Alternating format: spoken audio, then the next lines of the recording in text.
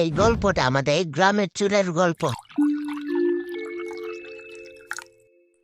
বুড়ি, করছো কি? কিছু না, আমার এই কচু গাছগুলোতেই পানি দিচ্ছি। কচু গাছেও নাকি আবার পানি দিতে হয়?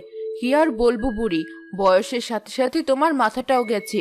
কচু গাছের এত যত্ন তুমি ছাড়াই পৃথিবীর আর কেউ করে বলে মনে হয় না। তুই ছোট মানুষ, বুঝবি না ওসব।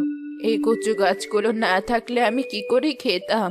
এই কচুগুলো আমি নিজেও খাই, আবার বাজারেও বিক্রি করি। আমার কচুগুলো দেখতে যেমন সুন্দর, খেতেও তেমন মজার। যত্ন নেই বলেই তো এমন হয়েছে। আচ্ছা বুড়ি, তুমি থাকো তোমার কচু নিয়ে, আমি চললাম। আর এত কথা বলতে পারবো না কচু ঘেঁচু নিয়ে, অনেক কাজ পড়ে আছে আমার।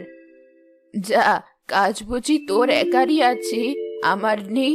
কচু কেটে ঝুড়িতে করে বাজারে নিয়ে যেতে হবে বিক্রি করার জন্য। একা মানুষ এতগুলো কাজ করতে কতক্ষণ লাগবে কে জানি।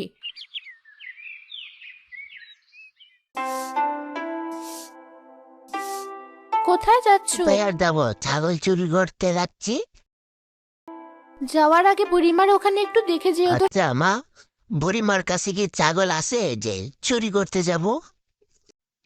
তার কাছে কয়টা ছাগল হবে বলো? আজকে রাত্রে কি ছাগল আনবো? মজা করো না তো, যা করতে বলেছি তাই করো। একা বয়স্ক মানুষ। আচ্ছা আচ্ছা, চিন্তা করো না, রাত্রে যাব।